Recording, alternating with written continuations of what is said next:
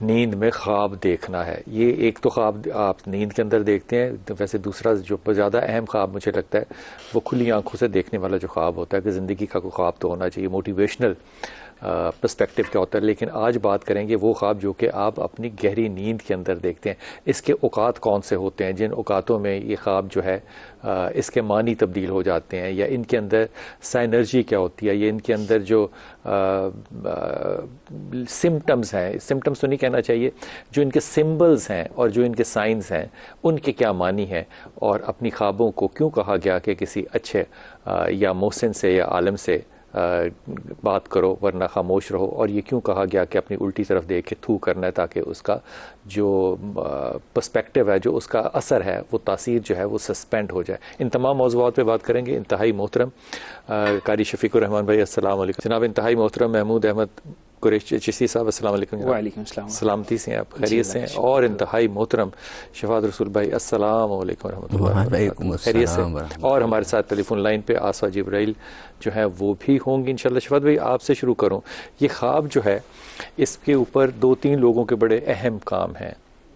اگر ویسٹ میں دیکھیں تو فرائڈ جو ہے اس کا بڑا کام ہے, اگر اس طرف آ جائیں تو امام جعفر صادق کا بڑا کام ہے, امام ابن سیری جو ہیں ان کی کتاب جو ہے وہ ایسا کوئی گھر نہیں ہوگا شاید جس میں نہ ہو. لیکن ایسا کمال کام ہے کہ تینوں کے اندر جو سائنز ہیں یا جو سمبلز ہیں وہ کم و پیش ایک جیسے ہیں. یہ بڑی حیرت کی بات لگتی ہے آپ کو؟ یقیناً. بسم اللہ الرحمن الرحیم.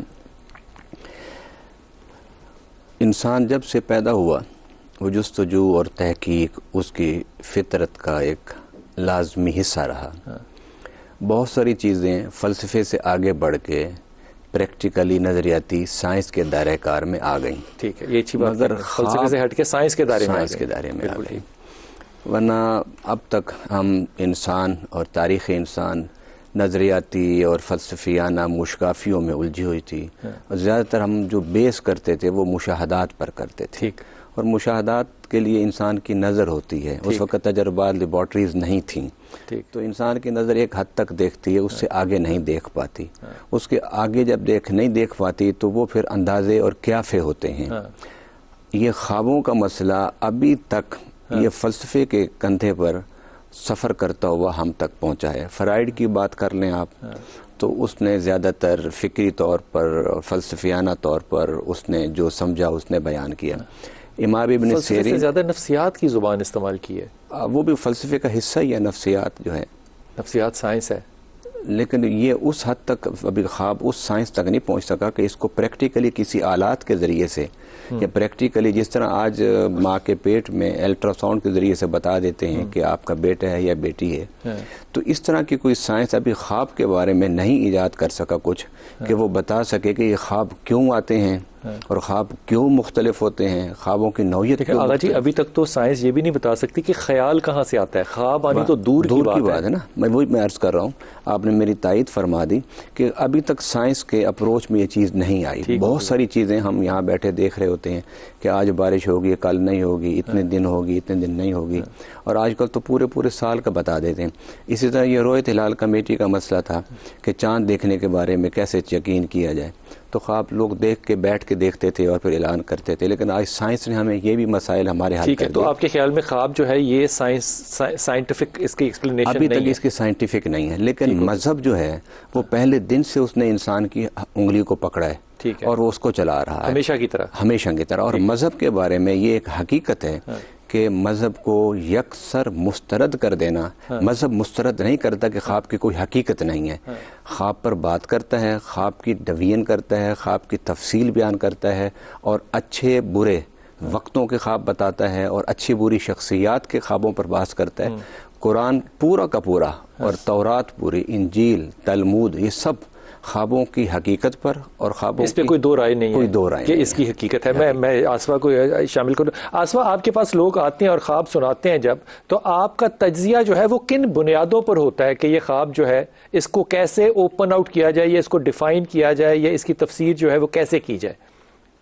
بسم اللہ الرحمن الرحیم نحمدہ ونصلی علی رسولہ الکریم اما بعد فاعوذ باللہ من الشیطان الرجیم بسم اللہ الرحمن الرحیم. بہت شکریہ آپ نے دعوت دی مجھے بلال بھائی، جب کوئی بالکل لوگ اپنے خواب کی تعبیر پوچھتے ہیں، اور سب سے پہلے تو میں یہ یہاں پر واضح طور پر کہہ دینا چاہتی ہوں کہ خواب پوچھنے کے لیے ایک عالم کی ہونا حیثیت ضروری ہوتا ہے، یا پھر کوئی اتنا علم رکھنے والا خواب کی تعبیر کے متعلق جو کہ اس کی صحیح تعبیر بتا سکے. اور میں جس نوعیت پر بتاتی ہوں یا جن باتوں کو اور خیال مد نظر رکھ کر بتاتی ہوں، وہ یہی ہوتا ہے کہ خواب جو سناتا ہے اس کے احوال، اس کے معاملات، اس کا انوائرمنٹ، اور اس کے جو ہے وہ اس کے تھوڑی بہت پرہیزگاری دیکھ کر، کیونکہ جب بھی کسی خواب سنانے والے کی تعبیر لگائی جاتی ہے تو ضروری ہے کہ اس کے معاملات کے بارے میں تم کچھ نہ کچھ جانتے ہو، اور پھر تم اس کی تعبیر لگاؤ. اور اگر جیسا کہ میں مثال کے طور پہ بتاتی ہوں کہ اگر کوئی مجھے خواب بتاتا ہے کہ جی میں نے دیکھے ہیں کہ میرے سامنے والے حصہ یعنی کہ 4 دانت سامنے والے جو ہیں وہ ہل رہے ہیں، تو میں بتاتی ہوں اس کی تعبیر یہ ہوگی کہ تمہارے بہن بھائیوں میں آپس میں بگاڑ ڈلے گی.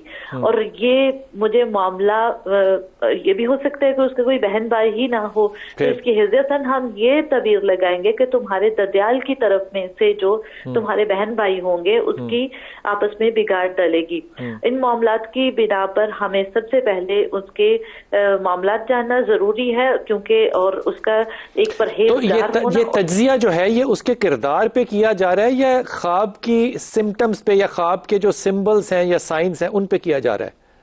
نہیں، اس کے کردار کی طرف دیکھ کے تجزیہ نہیں کیا جا رہا ہے، بلکہ اس کے خواب کی طرف دیکھ کے کیا جا رہا ہے. خواب جو ہے اس کی تعبیر بعض اوقات حتمی ہوتی ہے، بعض اوقات قطعی ہوتی ہے، اور اس کی تعبیر اسی معاملات پر دیکھ کے کی جاتی ہے کہ وہ شخص کس قدر معاملات زندگی میں لوگوں کے ساتھ اچھا ہے، یا اس کے ساتھ معاملات پیش آنے والے ہیں جو کہ اس کے ددیال کے اوپر والے دانت ددیال کی مناسبت رکھتے ہیں اور نیچے والے دانت جو ہوتے ہیں وہ ننیال کی مناسبت رکھتے ہیں. ٹھیک آپ کی بات پہنچ گئی. شفیق بھائی آپ اس پہ فرمائیے گا کہ تعبیر کیسے کی جاتی ہے اور کن بنیادوں پہ کی جاتی ہے؟ جی بسم اللہ الرحمن الرحیم. بلال بھائی سب سے پہلی بات یہ ہے کہ خواب حقیقت رکھتے ہیں، اس لیے کہ اس کا تذکرہ قرآن مجید میں بھی ہے اور حدیث حضرت یوسف علیہ السلام ہے، انی ارا فی المنام ابراہیم علیہ السلام کی خواب ہے، اور اسی طرح بادشاہ کا جو واقعہ آتا ہے. اور حدیث ہے کہ نبوت کے یہ 46ویں حصے میں سے ہے، رویا صالحہ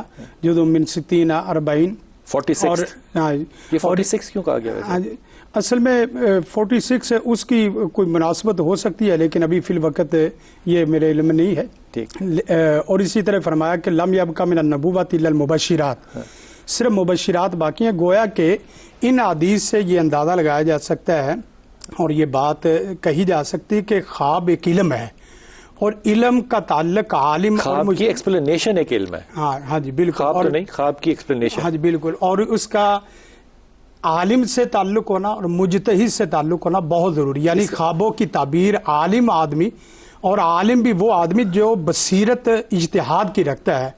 کیوں؟ اس لیے کہ اس نے خواب کے علم کو بھی دیکھنا، خواب کی حقیقت کو بھی دیکھنا، اور اسی طرح جس کو خواب آیا ہے اس کے حال و احوال کو بھی دیکھنا. خواب